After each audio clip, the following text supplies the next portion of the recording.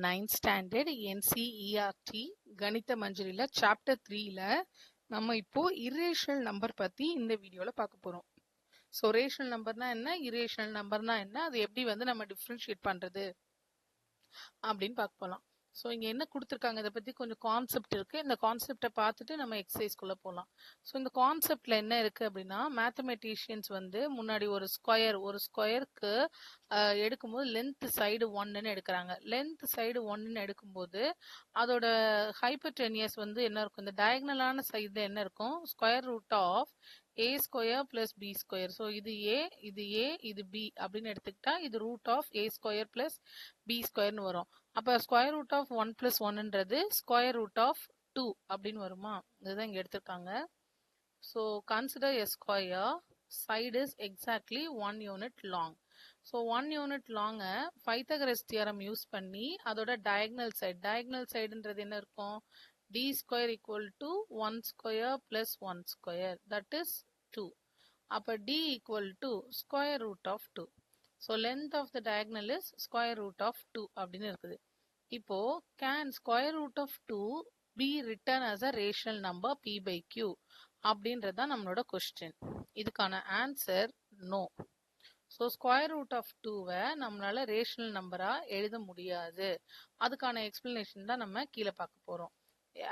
ஏன் எழுத முடியாது அப்படின்னா, because it is a irrational number, அதனால நம்ம எழுத முடியாது. So numbers on the number line that cannot be expressed as a ratio of integers are called. So இந்த மாதிரி p by qன்னு எழுத முடியாதது இரேஷனல் நம்பர். ஸோ இந்த irrational number square root of 2க்கான ப்ரூஃப் இங்க இருக்கு. First proof square root of 2க்கு. So due to mathematician named Hippasus. So இந்த ஹிப்பாசஸ் தான் யாரு, பைத்தோகேரியன் ஸ்கூல் அப்படின்ற இந்த ஸ்கூல்ல ஒர்க் பண்ண ஒரு மெம்பர். அவர் எக்ஸ்பிளைன் பண்றாரு why square root of 2 is irrational அப்படின்னு எக்ஸ்பிளைன் பண்றாரு. இதுக்காக அவரு ஒரு பிரில்லியண்டான டெக்னீஷியனை எம்ப்ளாய்மெண்ட் பண்றாங்க to find the proof by contradiction. So இதை ஃபர்ஸ்ட் இரேஷனல் நம்பர்னு ப்ரூவ் பண்றதுக்கு கான்ட்ரடிக்டரியா எடுத்துட்டு ப்ரூவ் பண்றாங்க. கான்ட்ரடிக்டரி அப்படின்னா அது ரேஷனல் நம்பர்னு எடுத்துட்டு ஃபைனலா ரேஷனல் இல்லைன்னு சொல்லுவாங்க. அப்ப அதை இரேஷனல் நம்பர் அப்படின்னு சொல்லலாம். ஸோ இதுக்கான ப்ரூஃபே நமக்கு எப்படி இருக்குன்னா, square root of 2 is irrational. The proof is by contradictory. Proof is by contradictory. So கான்ட்ரடிக்டரினா என்ன, இதை ரேஷனல்னு எடுத்து ப்ரொசீட் பண்ணி அது ரேஷனல் இல்லை அப்படின்னு ப்ரூவ் பண்ண போறோம். ஸ்டெப் 1ல அது என்ன கொடுத்துருக்காங்க, அசம்ஷன். நம்ம இது ரேஷனல் நம்பர்னு அசியூம் பண்ணிக்கணும். ஸோ ஸ்டெப் 1ல square root of 2 is assume. ஏன்னா இது நாமளா தான் இதை அசியூம் பண்ண போறோம். அதனால assume square root of 2 is rational number. Rational நம்பர்னா நம்மளால இதை எப்படி எழுத முடியும், p by q அப்படின்னு எழுத முடியும். இது first step. therefore it can be written as a fraction p by q in its simplest form. so p by q னா என்ன அர்த்தம், there is no common factors other than 1. so it means co-prime. p க்கும் q க்கும் common factor இல்லைன்னு, p க்கும் q க்கும் common factor இருந்தா அது ஃபிராக்ஷன்லயே சொல்ல முடியாது, நம்ம ரேஷனல் நம்பர்னு சொல்ல மாட்டோம். ஸோ p க்கும் q க்கும் இங்க காமன் ஃபேக்டர்ஸ் கிடையாது. ஸோ இது எப்படி எழுதலாம், it can be written as, இது ரேஷனல் நம்பர்னு சொல்லதுனால ஸ்கொயர் ரூட் ஆஃப் 2வை நம்ம p by q அப்படின்னு எழுதலாம், வேர் q is not equal to 0. இது ஸ்டெப் 1. ஸ்டெப் 2ல என்ன பண்ணிருக்காங்க, நமக்கு ஸ்கொயர் ரூட் ஆஃப் 2வை ரெண்டு பக்கமும் ஸ்கொயர் பண்றாங்க. ஸ்கொயர் ரூட் ஆஃப் 2க்கு p by q, squaring on both sides.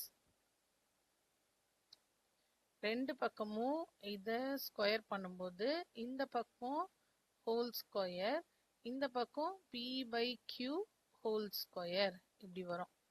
So அப்போ ஸ்கொயர் ரூட் ஆஃப் 2 ஹோல் ஸ்கொயர்ன்றது 2 ஈக்குவல் டு இந்த பக்கம் p square by q square. இது ஸ்டெப் 2. ஸ்டெப் 2 முடிஞ்சிருச்சா.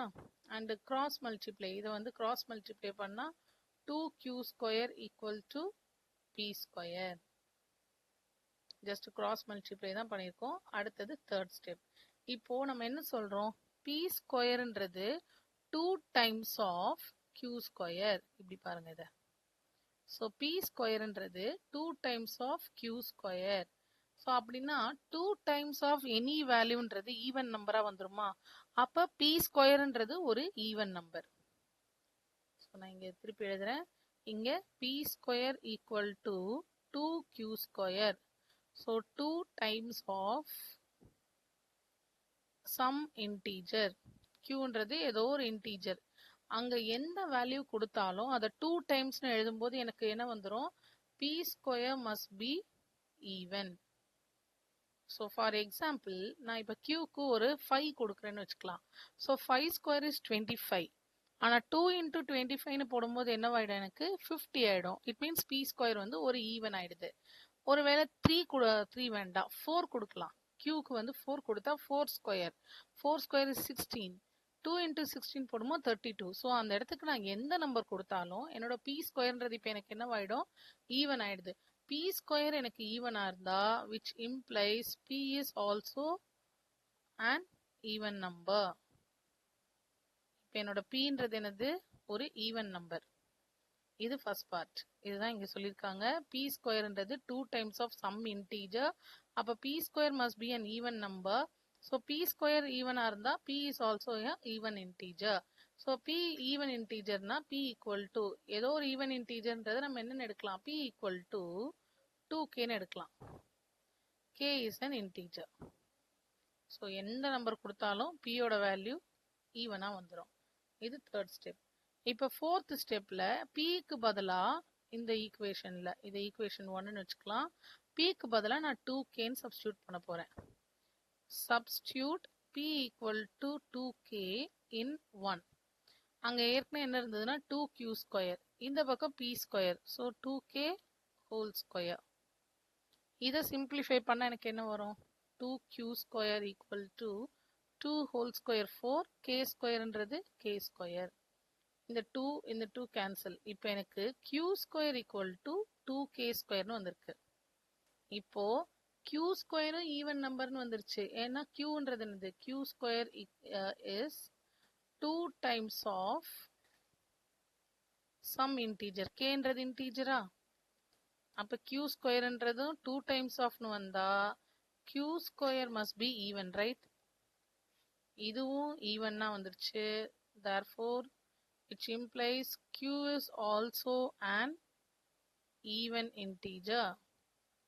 இப்போ எனக்கு pயும் ஈவன் வந்துருச்சு, qவும் ஈவன் வந்துருச்சு. இப்போ நம்ம நெக்ஸ்ட் ஸ்டெப்ல என்ன சொல்லலாம், ஸ்டெப் 7. ஸ்டெப் 7 இதுதான் கொடுத்துருக்காங்க. ஸ்டெப் 8ல நமக்கு வந்து அது ஸ்டெப் 8 கிடையாது. 4க்கு அப்புறமா ஸ்டெப் 5. ஸ்டெப் 5ல if p is an even, q is also an even, ரெண்டுமே ஈவனா இருந்தா p by q has common factor 2. வருதா?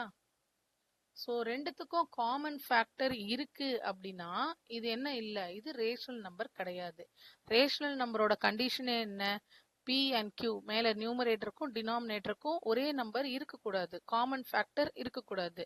So for example 5/10.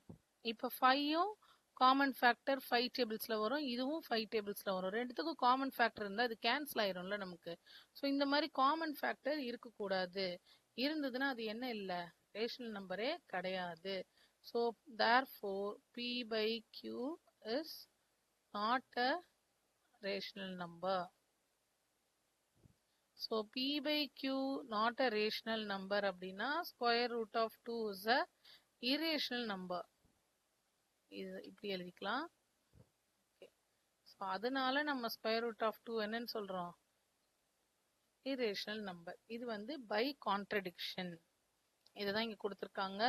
இது ரெண்டுத்துக்கும் காமன் ஃபேக்டர் இங்க இருக்கு, அதனால இது என்ன இல்ல,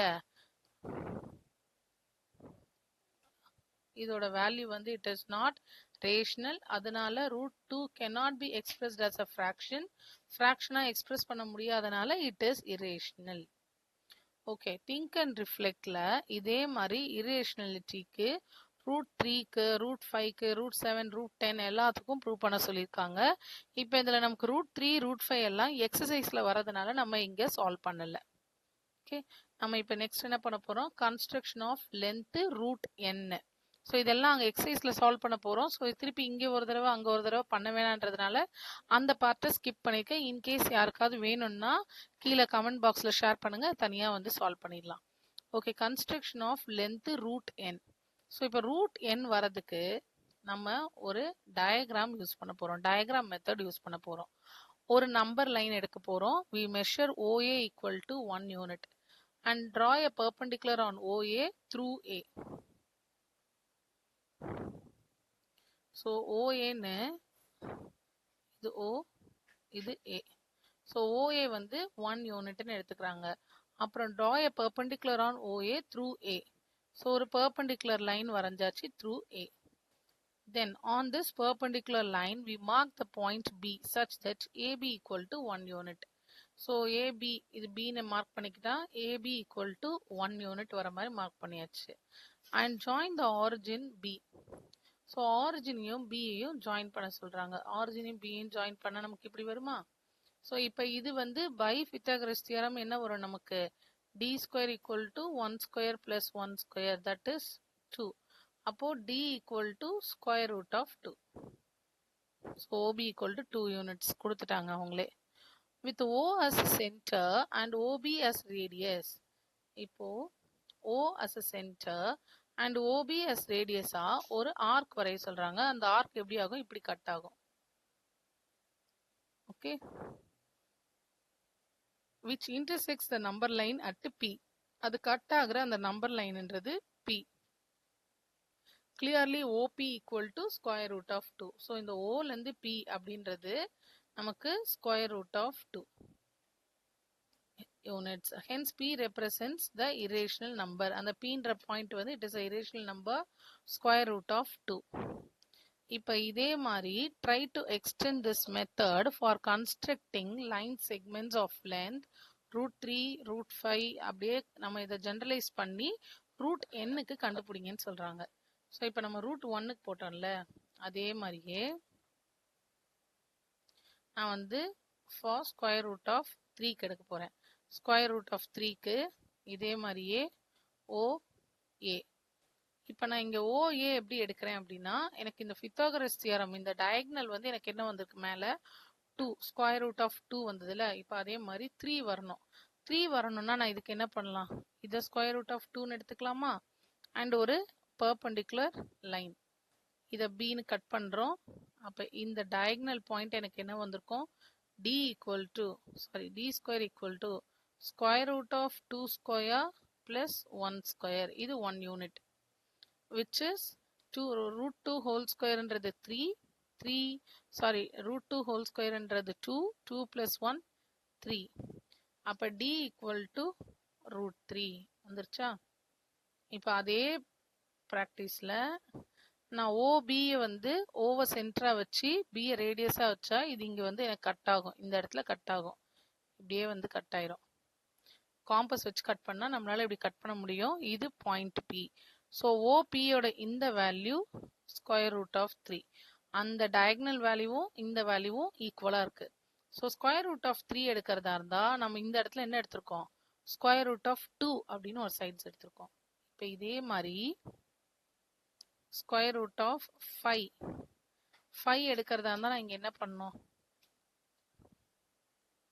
ஸோ OA. அப்போ இங்க square root of 4 perpendicular line இது B which is 1.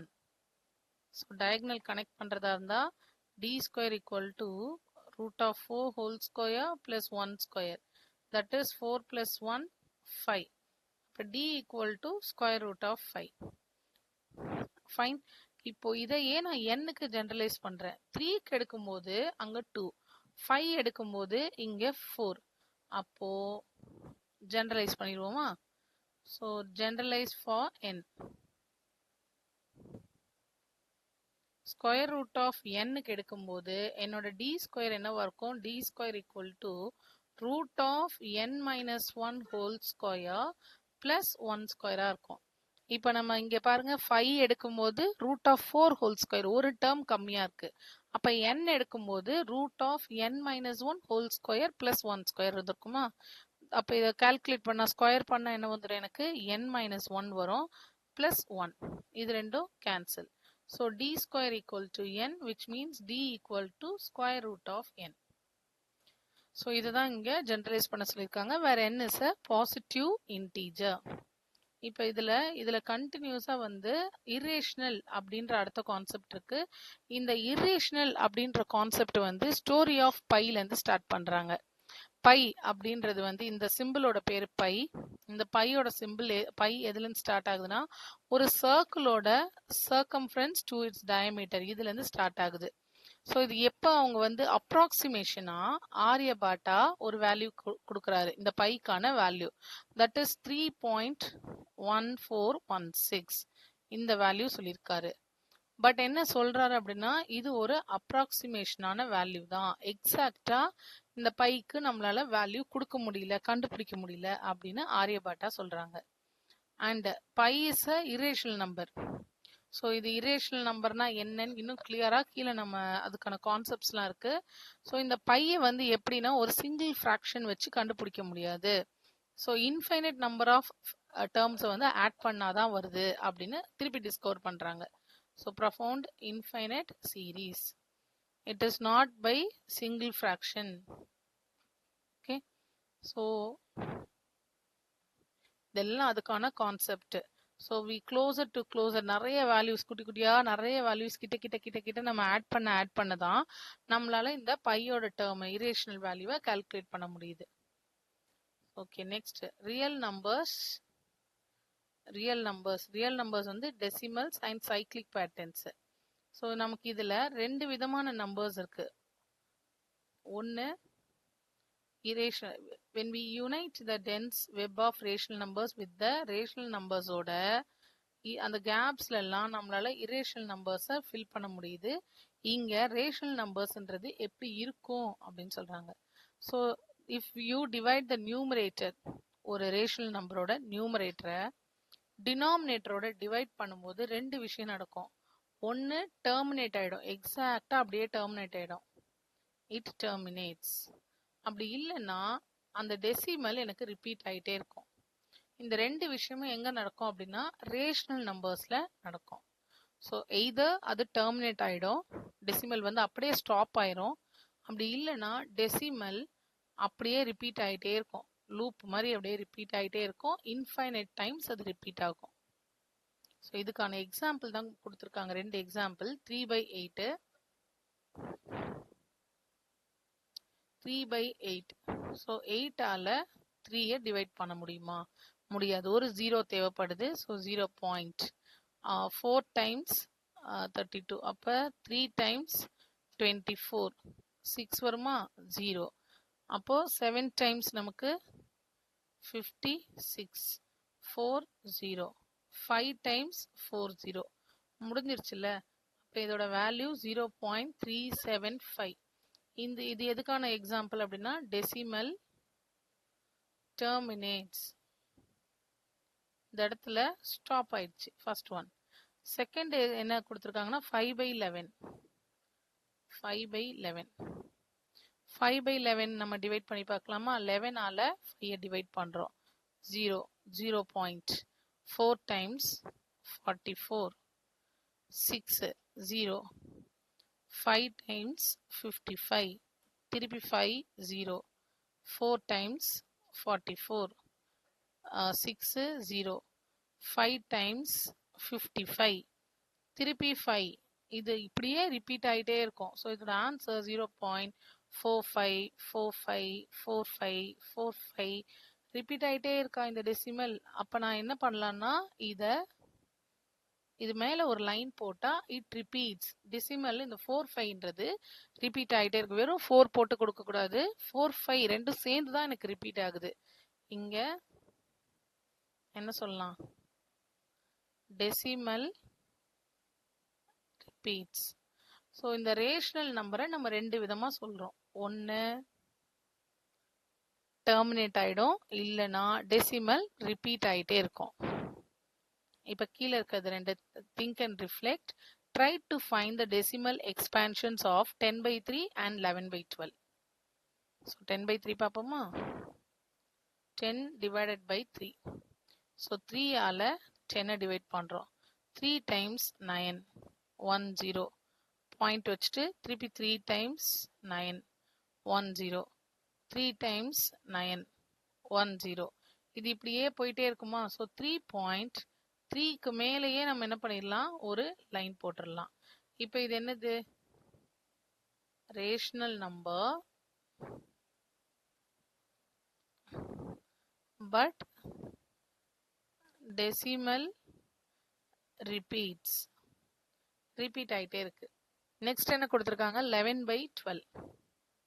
So next 11/12. 11/12க்கு 12 ஆல 11.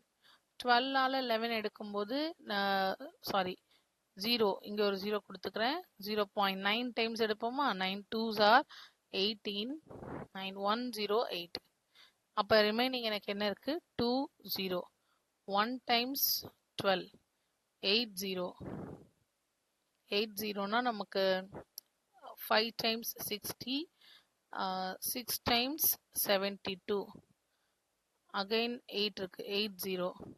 6 times 72, திருப்பி 8. இது வந்துகிட்டே இருக்கும்.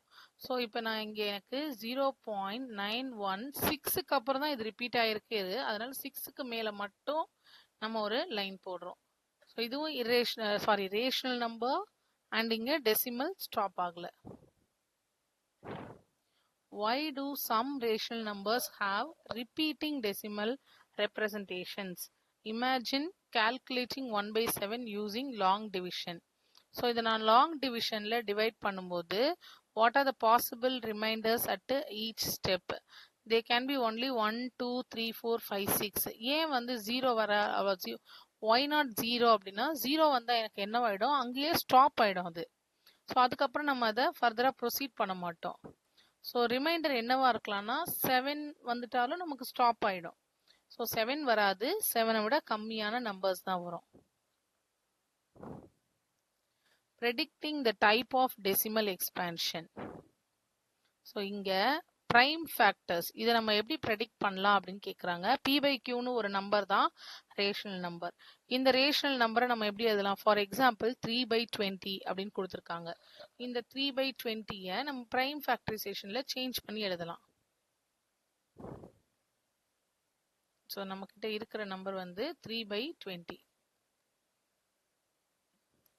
3/20 டினாமினேட்டரை மட்டும் பிரைம் ஃபேக்டர்ல எழுதிக்கலாமா? ஸோ 20ன்றத பிரைம் ஃபேக்டரைசேஷன் 2 டேபிள்ஸ்ல பண்ணும்போது 10, திருப்பி 2ல பண்ணும்போது 5. ஸோ 2 × 2 × 5 அப்படின்னு எழுதலாம். So 3 divided by 2 × 2 × 5. அப்போ இது வந்து நமக்கு 20 இருக்கு.